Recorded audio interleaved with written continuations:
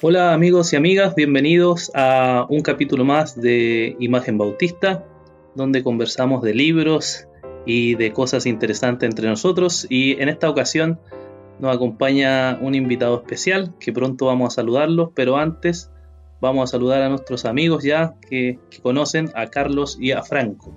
Carlos, ¿cómo estamos? Saludos a todos, muchas gracias por sintonizarnos, por permitirnos una vez más estar en su casa, en su auto, no sé dónde nos esté escuchando, en el avión, en la máquina del tiempo también, en el DeLorean. Y recuerde sus saludos que quiera que compartamos con usted. Así que muy bien, gracias al Señor. Saludos. Qué bueno. Franquito, ¿cómo estamos? Bien, igual contento de estar juntos otra vez, de poder conversar sobre estos temas que nos apasionan. Y también contento porque hemos visto ahí harta interacción en las redes sociales, en YouTube sobre todo y en Spotify.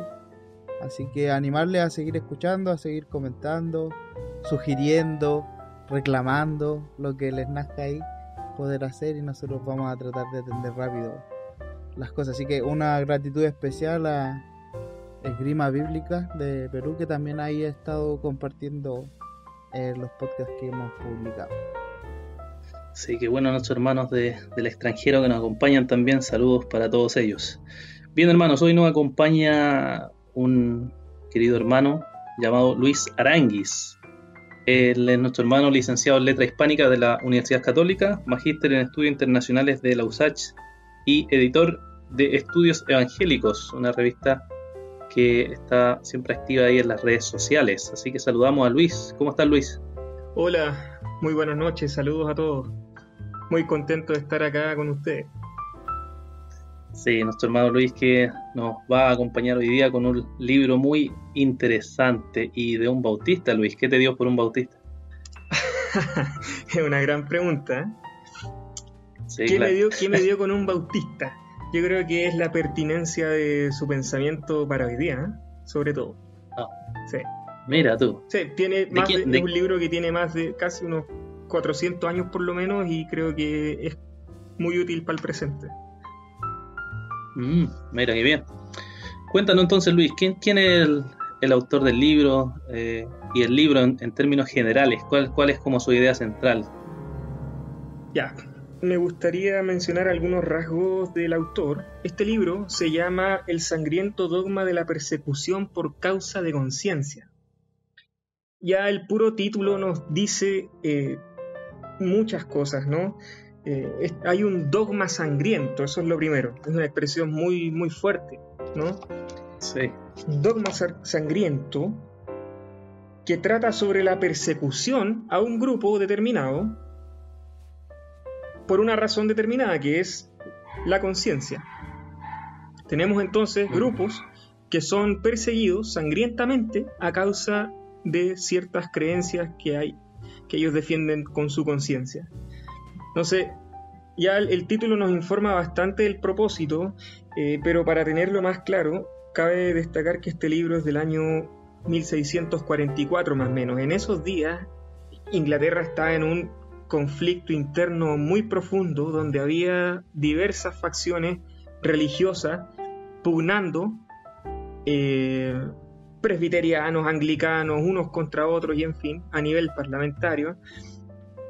Y entonces, en ese contexto es que aparece este libro, en un contexto de un país muy dividido por razones religiosas, en el cual había gente que pensaba que se podía perseguir a los que creían cosas distintas.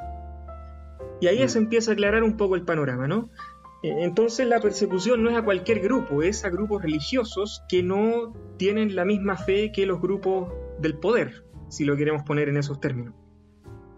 Entonces, sí, ahí empieza a tomar forma el pensamiento de Roger Williams. Es importante mencionar algunos datos de su vida, como dije, ¿no?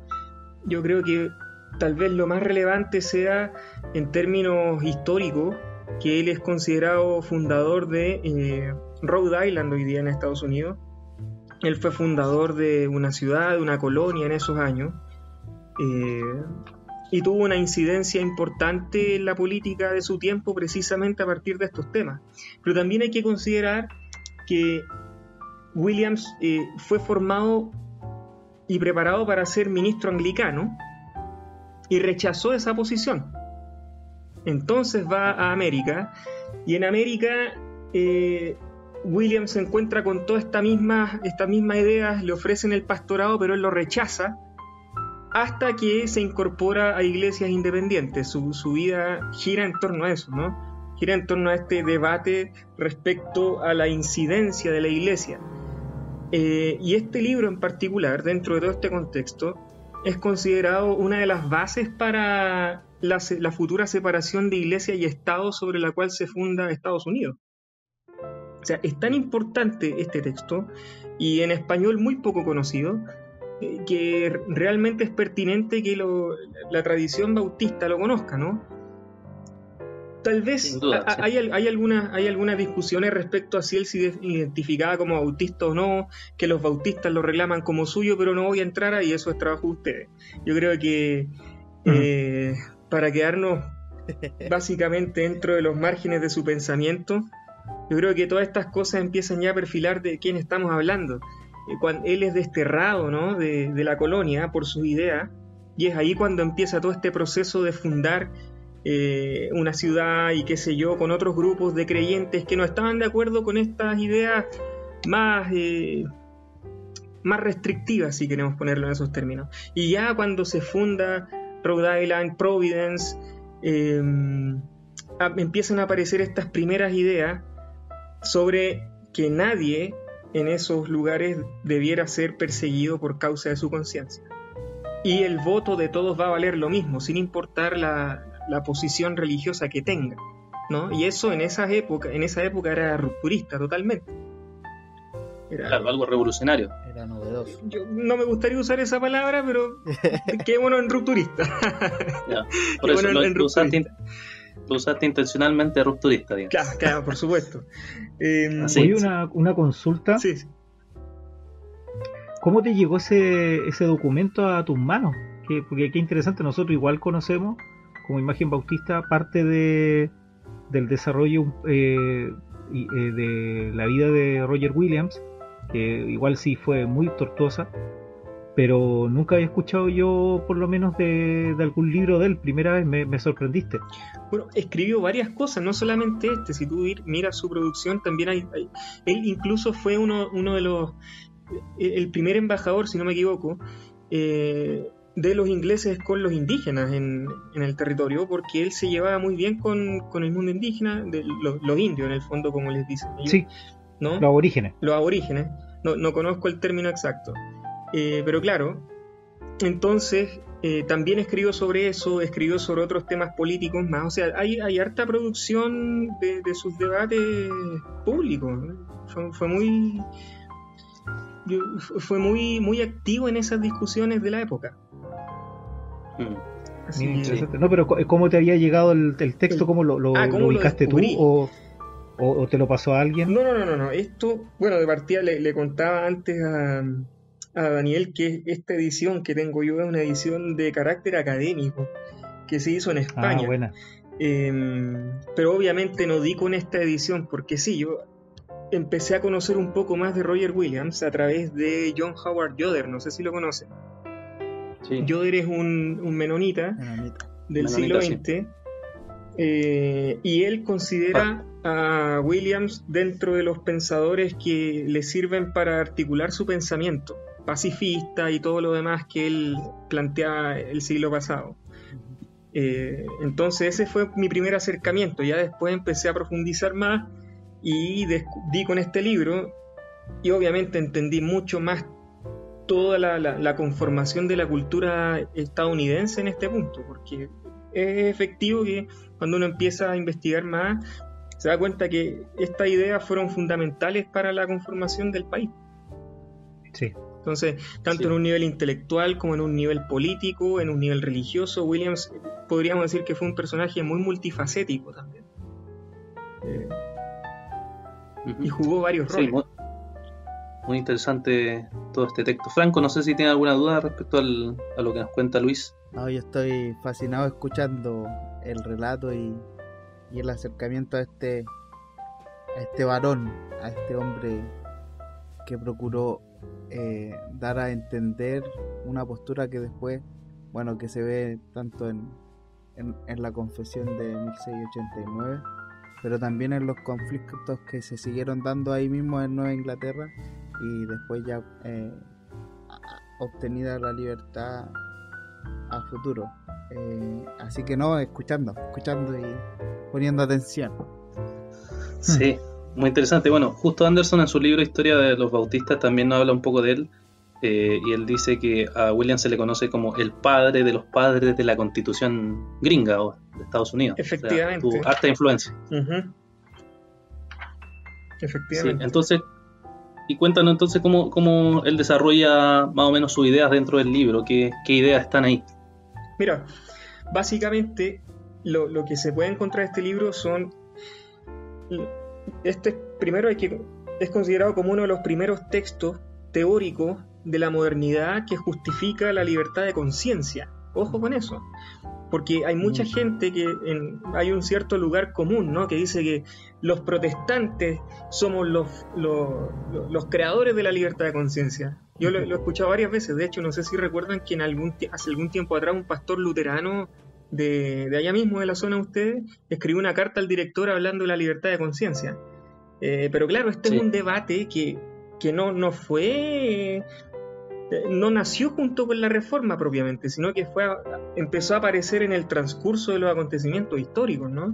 Y Williams es considerado uno de los primeros, como digo, que teoriza sobre la libertad de conciencia a favor.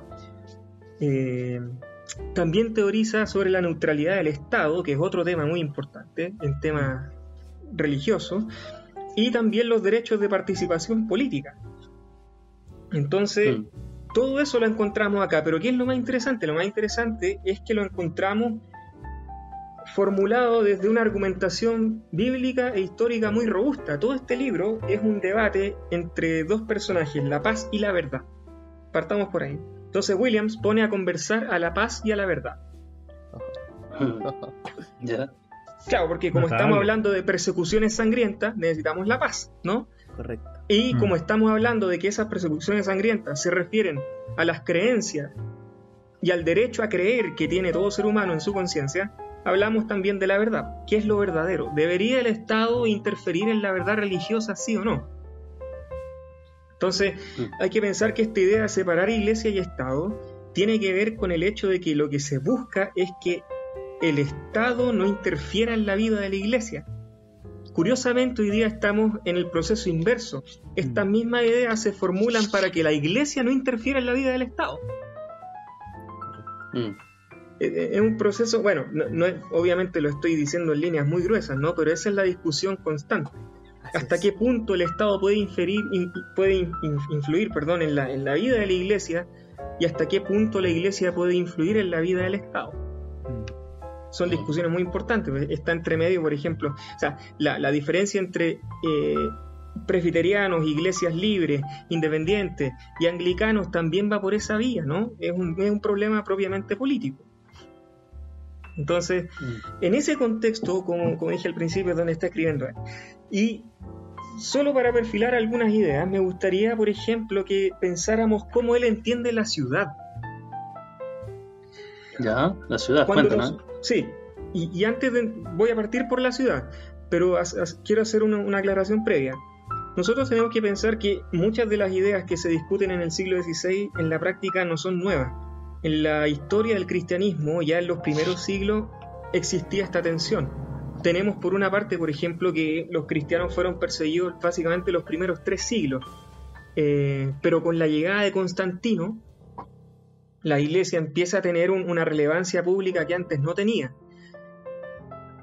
Y ahí se genera ya una diferencia conceptual más o menos importante, porque tenemos algo así como un periodo preconstantiniano en el cual la iglesia sabía que no podía tener una influencia significativa a nivel político y estatal, imperial, porque no tenía acceso al poder, era perseguida, estaba en esos periodos de paz relativa y en fin.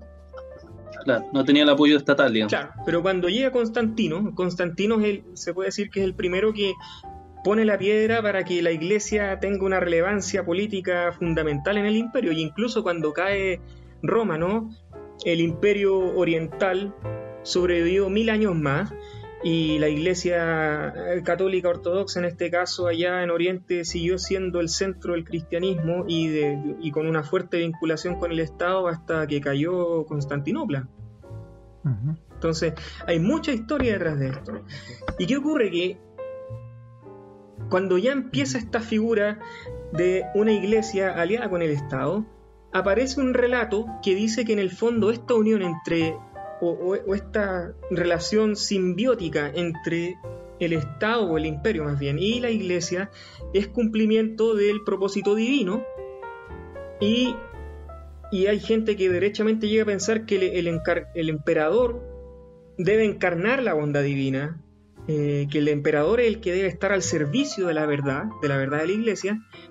Y para citar un caso nomás, Eusebio de Cesarea, que es un gran historiador, como ustedes sabrán, ¿no?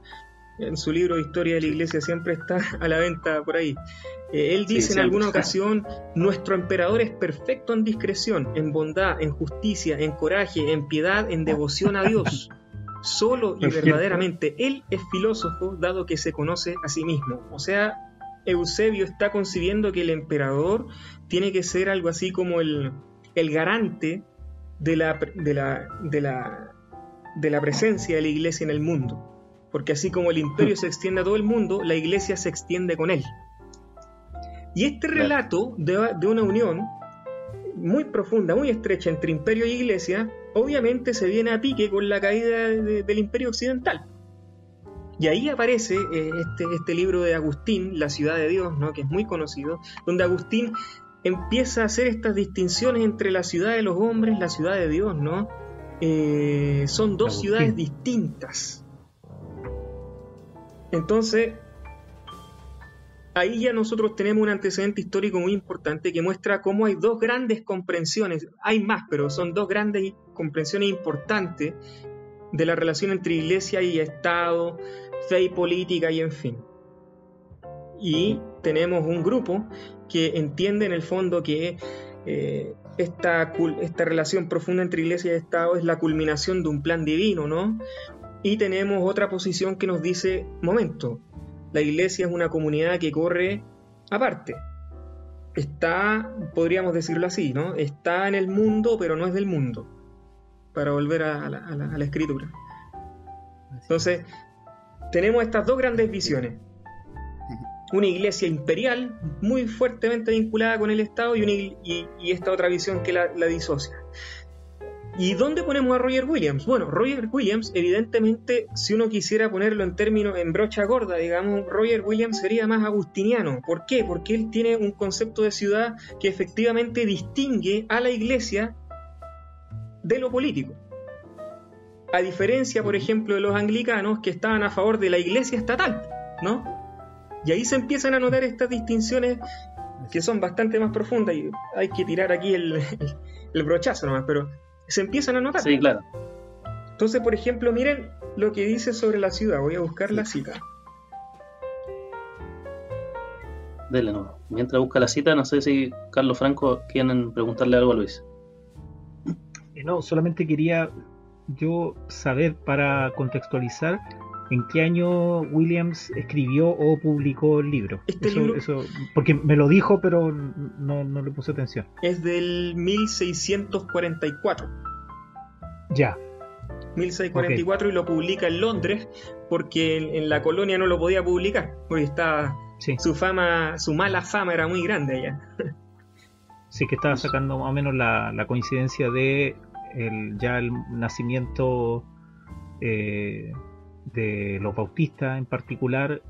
Claro, ahí ya hay un desarrollo, pero incipiente, si es que los chiquillos no me contradicen, pero me parece que entre en 1620 y 1640 es cuando ya se empiezan a consolidar, a notarse el desarrollo de las convicciones bautistas, que ya tenían esta concepción de que el Estado y que era servidor de Dios. Algunos podían haber sido un poco más radicales de ser anti-Estado, pero que era un servidor de Dios, pero que era aparte de la iglesia. Ya se notaba incipientemente en los escritos de que era, ¿cómo se llama esto? No se mezclaban las cosas, no iglesia estatal. Claro. Y eso les valió persecución, por supuesto. Efectivamente. Correcto. Mira, antes de pasar a lo de la ciudad, una frase que él tiene respecto precisamente al tema de Constantino y etcétera. Miren lo que dice. El desconocido celo de Constantino y otros emperadores en verdad hizo más daño a la corona y el reino de Cristo Jesús que la furia incontenible de los más sangrientos Nerones.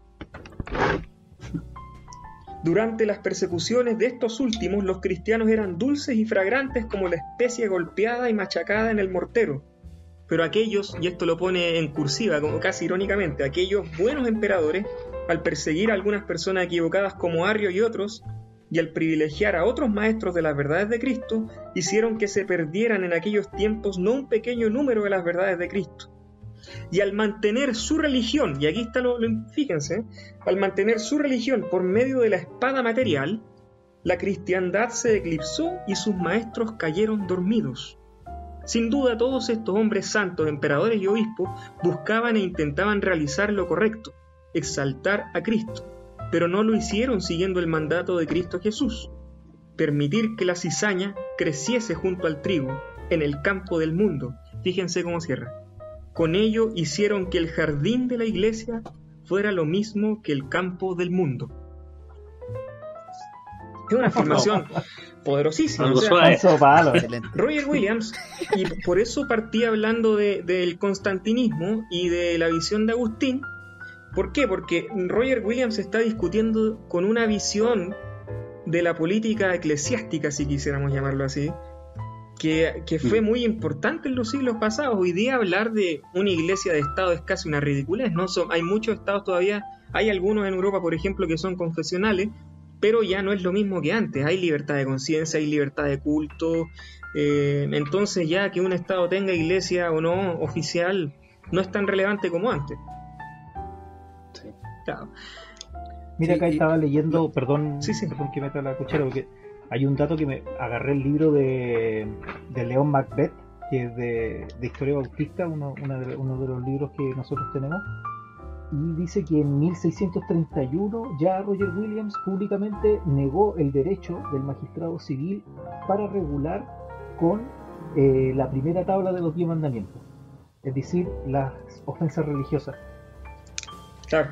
1631. Bueno, ahí fue cuando empezó a ganarse la fama que después lo llevó a ser desterrado. Exacto. Sí.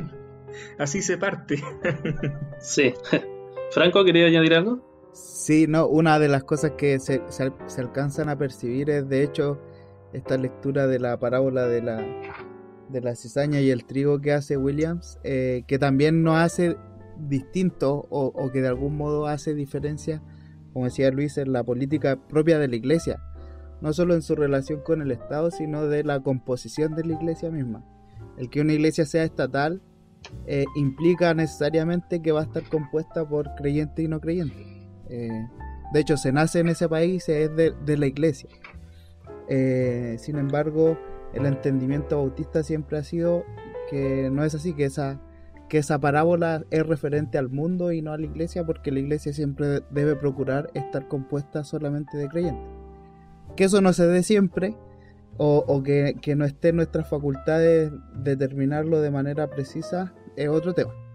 Pero ya ahí se nota un entendimiento bastante distintivo en el diálogo o en el planteamiento de Roger Williams. Así que es bien interesante, bien interesante. Claro. Sí es. Bueno, de hecho, para seguir en la misma línea temática, ya que empezamos con el tema de... Entramos al fondo más rápido de lo que pensé, pero está bien. Está bien. Fíjense, otra afirmación muy importante. Miren lo que dice. Esto es respecto a la imposición del cristianismo, ¿no? Las ordenanzas y la disciplina de Cristo Jesús, aunque aplicadas equivocada y profanamente a hombres naturales y sin regenerar, pueden ofrecer una apariencia de civilidad y moralidad, como en Ginebra o en otros lugares, pues la simple luz que arroja la mera sombra de la doctrina de Cristo refleja la vergüenza del barbarismo y la incivilidad. O sea, Williams acepta que es posible, en algún sentido, tener buenos resultados si se legislara, por ejemplo, desde un punto de vista de las doctrinas cristianas. Ahora, ¿cuál es el problema? Que él, miren cómo vuelve, pero aún así afirmo que la incorrecta aplicación de las ordenanzas a personas sin regenerar y no arrepentidas conduce a sus almas a un terrible sopor en el que sueñan su propio estado de santidad, y así se envían millones de almas al infierno en una cierta expectación de la más falsa salvación. O sea, lo que él está diciéndonos aquí es que uno puede efectivamente legislar desde este punto de vista, y esto puede mejorar el comportamiento de la gente, pero si la gente se comporta de acuerdo a esas reglas, se le ofrece una falsa salvación, porque la gente va a hacer va a concebir la idea de que en el fondo, haciendo así, va a estar más cerca de Dios, digamos. Y eso es una falsa salvación. Por obras. Claro. Correcto. Solamente va a lograr un moralismo. Efectivamente, y fíjense la expresión que él usa: sueñan su propio estado de santidad. Es como inducir a las personas al sueño, es como inducir un sueño, ¿no? Un engaño. Es un engaño. Un autoengaño, claro. Es un engaño. O sea, en el fondo, seamos más duros todavía, un Estado que quiere legislar de acuerdo a reglas cristianas, a la doctrina cristiana, está infundiendo un sueño a la gente, y es un sueño que, en vez de conducir a la salvación, conduce a la perdición. Interesante. ¿Sabes que acá en el libro de Leon Macbeth también dice de que en 1652 escribió no sé si se podría decir una segunda parte o una expansión del primer libro? Uh-huh. Que dice la sangrienta persecución, pero aún más como tremenda. Eso es lo que dice, lo que Leon Macbeth recoge.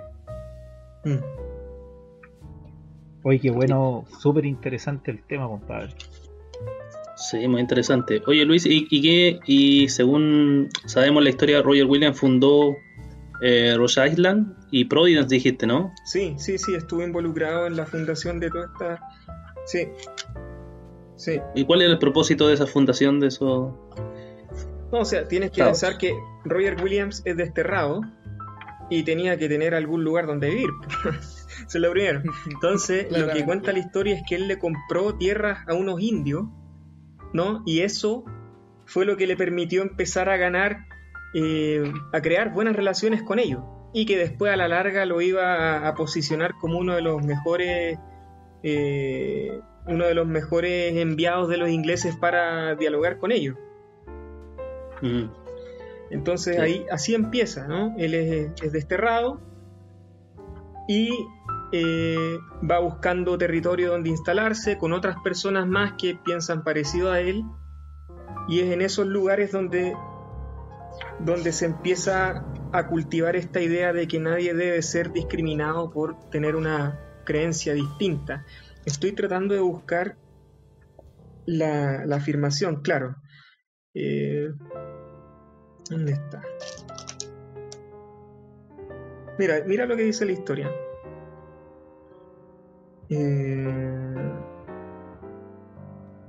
Fíjense cómo habla. Dice así: en mayo del 1647 se reúnen los delegados de todas las poblaciones y organizan un sistema político común sobre la base de la más completa, exhaustiva y sistemática Government of Rhode Island. Así afirman que, comillas, la forma de gobierno establecida en Providence Plantations es democrática, es decir, un gobierno mantenido por el libre y voluntario consentimiento de todos o la mayor parte de sus habitantes libres. Y ya aquí se está insinuando el asunto de la libertad de conciencia. Aquí también después va a quedar más claro, por supuesto. Pero es más que nada para darles una prueba de cómo se empieza a gestar esta idea. También estamos hablando de democracia, ¿no? O sea, no es solamente libertad de conciencia, así nomás, sino que estamos hablando de un modo de organización de la comunidad política, que es democrático. Sí. Conecta ahí la idea. Claro. Muy, muy interesante, Luis. Y bueno, todo este tema que está ahí en el libro de Roger Williams debe ser muy pertinente para la actualidad. ¿Qué crees tú que podríamos sacar de este libro para la actualidad, para las discusiones que hay hoy en día en nuestro contexto evangélico? Bueno, yo creo que específicamente, a ver, yo vería dos niveles. Un primer nivel es los esfuerzos del mundo evangélico o de ciertos sectores evangélicos por tener incidencia pública y política, y lo otro es la vida interna de los grupos denominacionales. Por ejemplo, partamos con los grupos denominacionales. Yo creo que cuando uno habla sobre política y bautistas, se le vienen dos grandes figuras inmediatamente a la mente, ¿no? Martin Luther King, y se viene también de repente para otros sectores Jimmy Carter y otros presidentes americanos que tuvieron una cierta influencia, ¿no? Pero la tradición bautista de pensamiento político es mucho más amplia, mucho más profunda, y ahí es donde se sitúa Roger Williams. O sea, para que existiera un Martin Luther King tenía que existir un Roger Williams, ¿no? Lo mismo para que existieran estos presidentes bautistas, tenía que existir un Roger Williams que fue, podríamos decir así, el arquitecto de todas estas grandes ideas que moldearon la cultura estadounidense. Y la cultura, o sea, grandes ideas que moldean la cultura política estadounidense como nación, pero que también moldean a la cultura de las pequeñas comunidades evangélicas del país, en específico los bautistas. Entonces, eso por un lado. Entonces, desde un punto de vista de las denominaciones evangélicas, yo creo que es súper importante que los bautistas puedan recuperar este tipo de pensadores de su propia tradición. Yo creo que es fundamental para pensar los temas políticos contemporáneos. O sea, la pertinencia de Williams hoy día es tremenda. Ya voy a ir a eso. Y también es importante que otras denominaciones, otros sectores también conozcan este pensamiento. O sea, sería maravilloso, por ejemplo, poner a discutir a Roger Williams con pensadores de la tradición calvinista, presbiteriana más bien, pensadores de la tradición anglicana y así, de otras tradiciones, luteranas. Es muy interesante empezar a hacer esos contrastes entre estas distintas formas de pensar. De hecho, no sé si lo captaron al vuelo, que él en algún momento hace mención a Ginebra, a la Ginebra de Calvino, que tiene fama por ser una ciudad en la web, ustedes saben. Era una crítica implícita, pero bastante clara. Claro. Entonces es importante eso a nivel como local, ¿no? Denominacional. En un nivel macro, yo creo que la importancia de Roger Williams se proyecta con todavía más fuerza en Latinoamérica contemporánea, porque, como ustedes saben, hay varios grupos evangélicos. Específicamente uno podría pensar pentecostales y neopentecostales en toda la región, que ya desde los 80 más o menos empiezan una intensa campaña para conseguir puestos de importancia política mediante elecciones y en fin. Es un tema que está largamente estudiado. Entonces, en todos estos grupos a veces no es claro el concepto que ellos tienen de lo político, y en ese sentido Roger Williams se vuelve fundamental, porque ¿cuál va a ser la diferencia entre los evangélicos que hacen política para, digamos así, salvar, que es una intención muy casi evangelizadora, digamos? ¿Qué va a distinguir a los que hacen eso, los que hacen política para salvar, de los que hacen política para lo que es la política, que es gobernar? Esa distinción hoy día no está clara, se confunde. Los latinoamericanos pentecostales y en fin descubrieron que podían salir a la política después de que había un pensamiento muy fuerte que les decía que no. Pero ya que descubren que pueden salir a la política, ¿para qué salen a la política? Es la segunda pregunta. Y ahí es donde entra la importancia de gente como Williams. ¿Sales a la política para salvar al país o sales a la política para gobernar al país? Pues, si es salvar, Roger Williams lo rechazaría de inmediato. Pero si es gobernar, Williams diría, está bien. Es su rol, diría. Se puede hacer, ¿no? Pero si es salvar, como a veces ocurre que aparecen estos discursos casi mesiánicos de salvación, ¿no? Entonces ahí es donde Roger Williams saca un no perentorio, porque el rol del cristiano en la vida pública no es salvar a nadie, porque el que salva es Cristo. Entonces, claro, cuando uno entra a hilar en ese tipo de temas, Roger Williams se vuelve tremendamente pertinente para la realidad latinoamericana evangélica, porque como ustedes saben, el mundo neopentecostal y pentecostal le está haciendo el contrapeso muy fuerte a la Iglesia Católica. Ya hubo presidente, Jimmy Morales en Guatemala fue un presidente que viene del mundo evangélico en general. Ya ha habido varias campañas en distintos países donde ya hay senadores, diputados. En Brasil está la bancada evangélica. Como sabemos, acá en Chile también se quiso hacer eso, no funcionó. Entonces se mezcla todo. Y Bolivia también está en esa onda, ¿no? No lo tengo claro. Bueno, sí, Bolivia, la presidenta. La presidenta sí. Siempre... Sí. Pero bueno, en Brasil Bolsonaro. Claro, en Brasil Bolsonaro. En Bolivia no tengo claro si a nivel de Congreso cómo estará.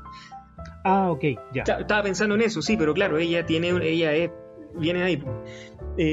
Colombia, ¿no? O sea, hay una emergencia muy, muy, muy visible de todo esto.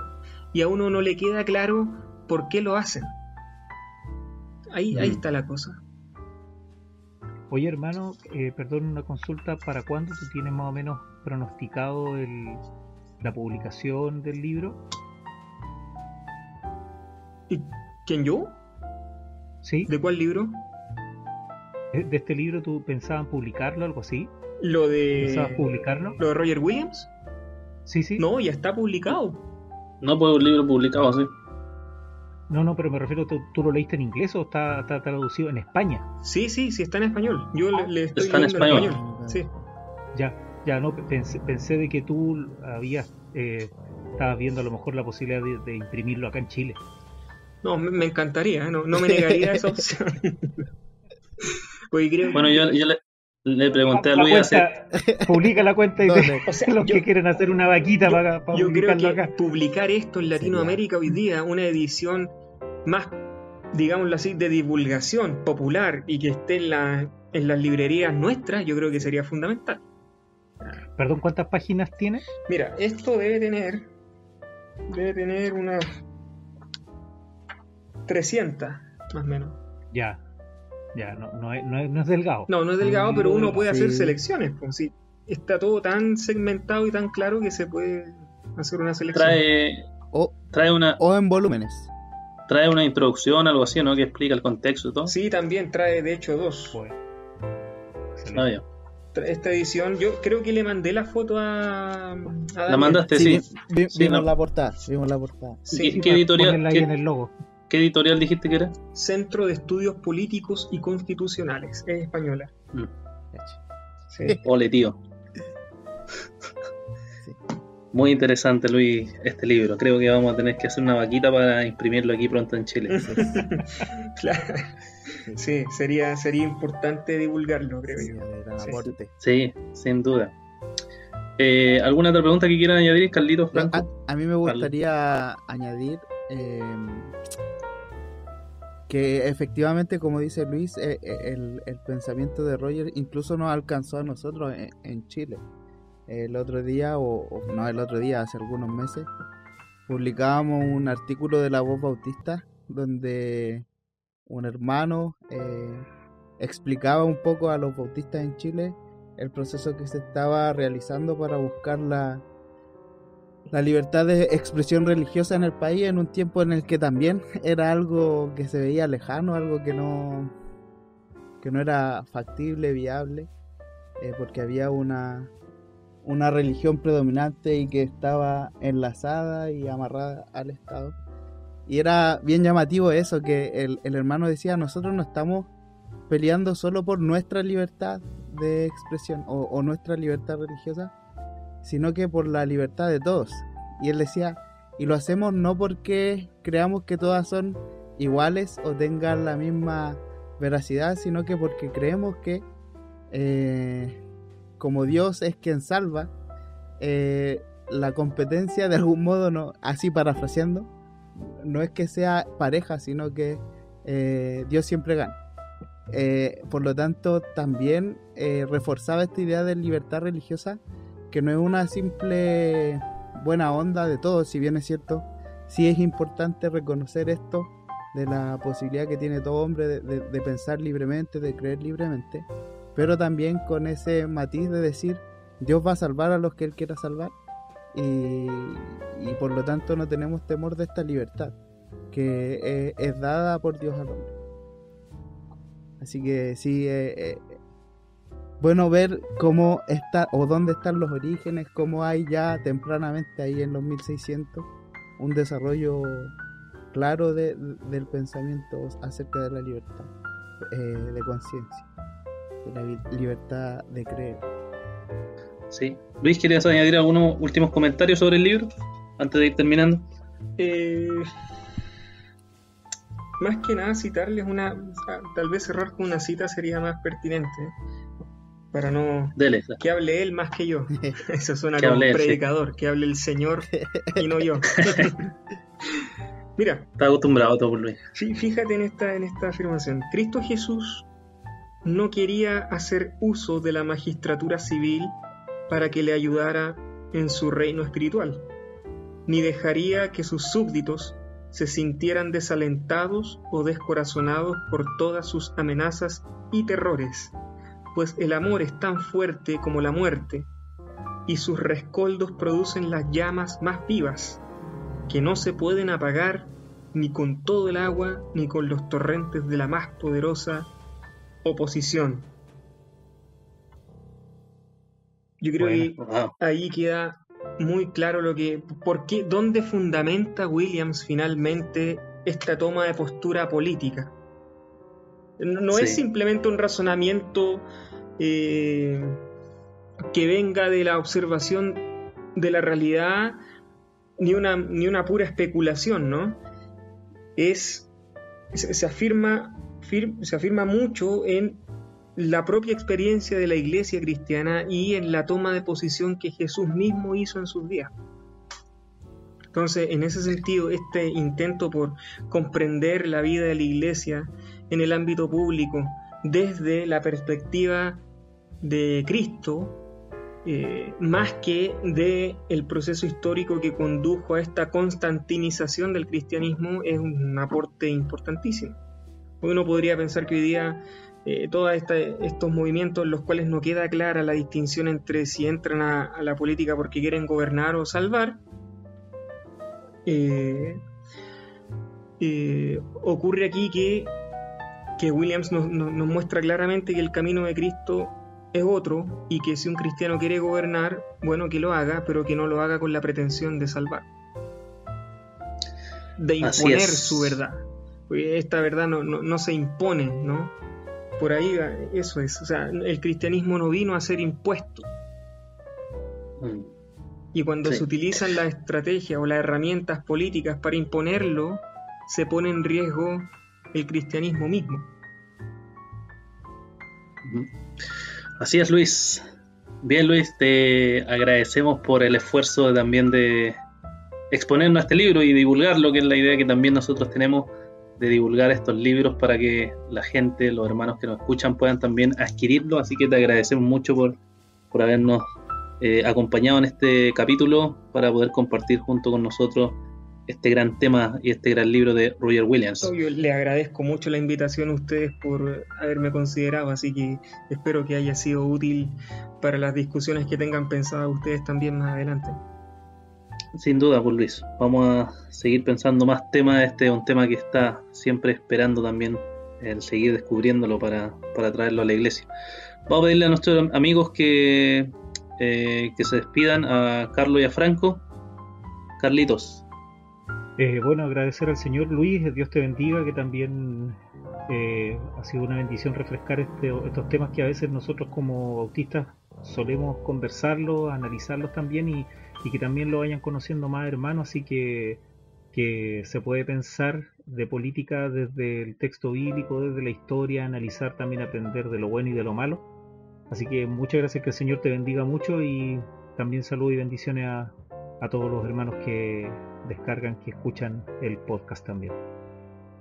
Franco. Sí, oye, muchas gracias por el tiempo, por traernos este texto magnífico. Ojalá, como conversábamos, poder tenerlo físico en algún momento y poder revisarlo con más detalle. Y nada, pues gracias, que el Señor te siga bendiciendo. Invitar a quienes nos escuchan también que puedan visitar Estudio Evangélico ahí, revisar los artículos y también poder interiorizarse en más temas. Así que gracias, muchas gracias. Bien, Luis, una vez más nos sumamos al agradecimiento, que Dios te bendiga, y también a nuestros auditores que nos han acompañado hoy. Aproveche este material, busque el libro, descárguelo, léalo, tráigalo a Chile y regálelo si quieres, para que todos podamos disfrutar de esta lectura. Así que le dejamos un saludo y que Dios los bendiga, y nos vemos en la próxima oportunidad. Adiós.